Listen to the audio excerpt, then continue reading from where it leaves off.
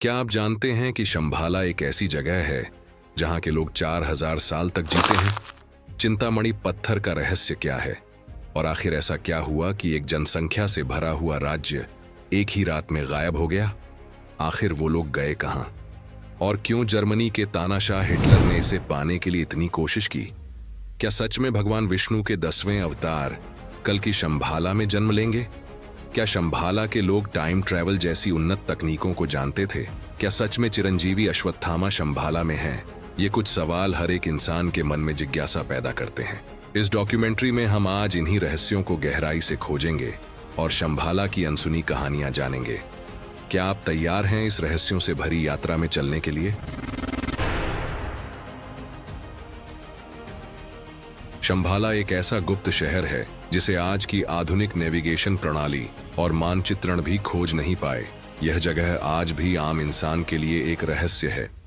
2013 में रिसर्चर्स की एक टीम तिब्बत गई थी, जहां उन्होंने ऐतिहासिक और पुरातात्विक अवशेषों का अध्ययन किया। तब उन्होंने एक भूला हुआ गुगे साम्राज्य खोजा। यह साम्राज्य, जो लगभग 1 लाख लोगों का घर था, एक रात में अचानक गायब हो गया। ऐसा लगा जैसे यहाँ कभी कोई था ही नहीं। यह घटना सदियों से वैज्ञानिकों के लिए एक पहेली बनी हुई है। कुछ सिद्धांत इसे एलियंस से भी जोड़ते हैं। गुगे साम्राज्य की स्थापना 13वीं शताब्दी में हुई थी, एक ऐसी बंजर और बर्फीली जगह पर जहां जीवित रहना भी मुश्किल लगता था। लेकिन 15वीं शताब्दी तक यह साम्राज्य एक अमीर और संपत्ति से भरा हुआ राज्य बन चुका था। जब दूसरे साम्राज्य के राजा ने पूछा कि गुगे साम्राज्य इतना कैसे विकसित हो गया, तो उन्होंने हमेशा कहा कि इसका श्रेय शंभाला को जाता है। लेकिन गुगे का धन और उन्नति देखकर लद्दाख के राजा प्रभावित हुए और 1673 में गुगे साम्राज्य पर हमला कर दिया। जब उनकी सेना वहां पहुंची तो उन्होंने देखा कि पूरा शहर खाली था। 1 लाख लोग बिना किसी निशान के गायब हो गए थे। तभी उनकी सेना ने एक सुरंग देखी जो जमीन के नीचे थी और लगभग 2 किलोमीटर लंबी थी। जब लद्दाख की सेना उस सुरंग में घुसी तो उन्होंने देखा कि वहां हाल ही में गतिविधि होने के निशान थे, लेकिन वह सुरंग जानबूझकर नष्ट कर दी गई थी। क्या यह कोई सैन्य अभियान था? बाद में जब उन सुरंगों की ओर खोज की गई तो पता चला कि यह सुरंग सीधे कैलाश पर्वत की ओर जा रही थी, जिसे भगवान शिव का निवास माना जाता है। और ऐसा माना जाता है कि यह शंभाला का द्वार था। यह भी कहा जाता है कि 1 लाख लोग शंभाला चले गए। चलिए अब जानते हैं कि अलग अलग धर्मों में शंभाला के बारे में क्या बताया गया है। शंभाला एक संस्कृत शब्द है जिसका अर्थ है शांति का स्थान। शंभाला के और भी कई नाम हैं, जैसे शांग्रीला। ऐसा कहा जाता है कि यहां सिर्फ वही लोग जा सकते हैं जिनका दिल अच्छा होता है और जिन्होंने कोई पाप नहीं किया। हिंदू धर्म में विष्णु पुराण और श्रीमद् भागवत पुराण में शंभाला के बारे में बताया गया है। विष्णु पुराण के एक अध्याय में लिखा है कि यह एक पवित्र भूमि है जो उत्तर के हिमालय में स्थित है और शांति का स्थान है, जिसे एक दयालु और ज्ञानी राजा द्वारा शासित किया जाता है। श्रीमद् भागवत पुराण में भगवान विष्णु के 10वें अवतार कल्कि के बारे में लिखा है कि जब यह पृथ्वी अधर्म और पाप से भर जाएगी तब भगवान विष्णु का कल के अवतार प्रकट होगा। तभी कलयुग का विनाश होगा और दूसरे युग की शुरुआत होगी। विष्णु पुराण में यह उल्लेख किया गया है कि कल्कि का जन्म शंभाला में होगा, जो कलयुग के अंत में प्रकट होंगी और सारी बुरी शक्तियों का विनाश करेंगी और एक नए युग की शुरुआत करेंगी। अब जानते हैं कि बौद्ध धर्म में शंभाला के बारे में क्या बताया गया है। शंभाला का पहला उल्लेख विस्तृत रूप से कालचक्र तंत्र में मिलता है, जो तिब्बती बौद्ध धर्म की एक जटिल और उन्नत गूढ़ शिक्षा है। कालचक्र का मतलब है समय का चक्र या समय के चक्र, और यह शिक्षा बाहरी, आंतरिक और वैकल्पिक चक्रों पर केंद्रित है। इन चक्रों के भीतर शंभाला का उल्लेख होता है, जो हर स्तर पर अपनी महत्वपूर्ण भूमिका निभाता है। बाहरी स्तर पर शंभाला एक रहस्यमय स्थान है जो उत्तर में छिपा हुआ है, जहां कालचक्र की शिक्षाओं को संरक्षित और अभ्यास किया गया। आंतरिक और वैकल्पिक स्तरों पर यह एक दार्शनिक अवधारणा है। कालचक्र तंत्र कहता है कि कलयुग के पतनशील युग में शंभाला के एक महावीर योद्धा कल्कि उठेंगे। वे बुरी शक्तियों को हराएंगे और दुनिया में शांति और समृद्धि का एक नया स्वर्ण युग लेकर आएंगे। बाहरी चक्र खगोल शास्त्र कलयुग के चरणों और विनाशकारी शक्तियों के खिलाफ एक महायुद्ध का उल्लेख करते हैं। ये सभी कालचक्र शिक्षाओं का एक अनिवार्य हिस्सा है। शंभाला और टाइम ट्रैवल। कहा जाता है कि शंभाला सिर्फ एक शहर नहीं, बल्कि एक समय भंवर है जहां समय का प्रवाह अलग है। एक कहानी के मुताबिक 1905 में एक तिब्बती भिक्षु लामा दोरजे ध्यान के दौरान एक तेज रोशनी के जरिए एक पोर्टल तक पहुंचा। पोर्टल के पार उसने खुद को शंभाला में पाया। वहां के लोगों ने उससे बताया कि शंभाला में समय रेखीय नहीं, सर्कुलर है। लामा दोरजे सिर्फ 7 दिन वहां रहा, लेकिन जब वापस आया तो दुनिया में 50 साल गुजर चुके थे। कहा जाता है कि कैलाश पर्वत के अंदर एक गुप्त पोर्टल है जो शंभाला का द्वार है। सिर्फ वही इस पोर्टल के जरिए टाइम ट्रैवल कर सकते हैं जो शंभाला के आध्यात्मिक परीक्षण पास करते हैं।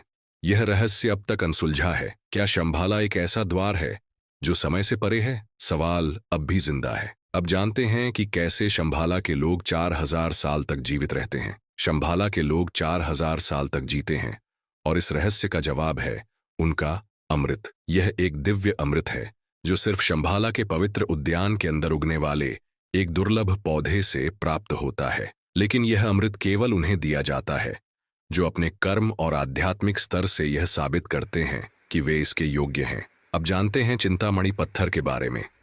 कहा जाता है कि शंभाला के बीच एक चमत्कारी पत्थर है जिसे चिंतामणि पत्थर कहते हैं। कहानियों के मुताबिक यह पत्थर आसमान से गिरा था और इसमें इतनी शक्ति है कि जो इसे पाता है उसकी हर इच्छा पूरी होती है। पर इस पत्थर तक सिर्फ वही पहुंच सकता है जिसका मन शुद्ध हो और जो शंभाला के रहस्यों को समझने के योग्य हो। कहते हैं कि यह पत्थर सिर्फ एक जगह पर चमकता है, एक ऐसी रोशनी के साथ जो इंसानी आंखों की समझ से परे है। पर अब तक यह सिर्फ एक अफसाना है या सच्चाई। हिटलर का अनुसंधान। क्या आपको पता है कि हिटलर ने शंभाला को ढूंढने की कोशिश की थी? लेकिन सवाल है कि क्यों हिटलर ने शंभाला को ढूंढने की कोशिश की थी? क्या शंभाला में कुछ ऐसा राज है जो शायद हिटलर जानते थे? 1930 के दशक में हिटलर ने शंभाला की तलाश में तिब्बत में कई एक्सपेडिशन भेजी। इनमें से सबसे प्रसिद्ध थी 1938 से 1939 जर्मन एक्सपेडिशन टू तिब्बत, जो अर्नेस्ट शेफर की लीडरशिप में हुई। आधिकारिक तौर पर यह एक वैज्ञानिक मिशन था, लेकिन माना जाता है कि हिटलर का असली मकसद शंभाला को ढूंढना था। यह एक्सपेडिशन शंभाला को ढूंढने में असफल रही, लेकिन तिब्बती इतिहास और संस्कृति के बारे में काफी ज्ञान लेकर वापस आई। नाजियों ने इस ज्ञान का उपयोग अपने नस्लीय विचारों को समर्थन देने के लिए किया। यह भी कहा जाता है कि शंभाला का अवधारणा हिटलर के आध्यात्मिक और रहस्यमय विश्वासों को और मजबूत बनाता था। शंभाला की तलाश, जो मिथक, आध्यात्मिकता और इतिहास का एक अद्वितीय संयोजन है, तब से लेकर आज तक लोगों की कल्पना को आकर्षित करती रही है। शंभाला को ढूंढने का प्रयास कई बार किया गया। 1928 में एक रूसी कलाकार और अन्वेषक निकोलस रोएरिख ने एक कहानी सुनाई थी जो आज भी काफी रहस्यमयी है। उन्होंने कहा कि उन्होंने एक चमकते हुए शहर को देखा था, लेकिन वह शहर कभी किसी मानचित्र पर नहीं था। एक रोशनी थी जो उन्होंने हिमालय के एक दुर्गम रास्ते में देखी। रोएरिख ने लिखा, मैंने एक ऐसी जगह देखी जो दुनिया के लिए अनजानी थी, जहां हर चीज अलग थी। वह जगह कौन सी थी? क्या यह शंभाला का दरवाजा था? और फिर कई अन्वेषक जो शंभाला को ढूंढने निकले थे, वे अचानक कहीं खो गए। क्या यह सिर्फ एक सफर का अंजाम था या कोई ऐसी बात थी जो उनके साथ हो गई? क्या आपने कभी सोचा है कि शंभाला एक एलियन सभ्यता का घर हो सकता है? हिमालय के आसपास यूएफओ साइटिंग्स की कई रिपोर्ट्स आई हैं। ये रोशनियां किस चीज की तरफ इशारा कर रही हैं? क्या ये हमारी समझ से परे एक एलियन शक्ति का हिस्सा है? शंभाला के रास्ते को समझना सिर्फ एक बाहरी यात्रा नहीं, एक अंदर की यात्रा है। यहां का सफर अपने मन और आत्मा को शुद्ध करने की है। कहा जाता है कि सिर्फ वही लोग जो अपनी आत्मा को शुद्ध करते हैं, वही लोग शंभाला तक पहुंच सकते हैं। क्या यह सिर्फ एक कहानी है या सच में एक दिव्य उद्देश्य? यह एक ऐसे युग का प्रतीक है जो दुनिया के अंत से शुरू होगा। कल की अवतार जो शंभाला में जन्म लेंगे, वह एक नए युग की शुरुआत करेंगे। यह एक दिव्य युद्ध का प्रतीक है, एक ऐसे युद्ध का जो हमारे विचारों और हमारे कर्मों के बीच होगा।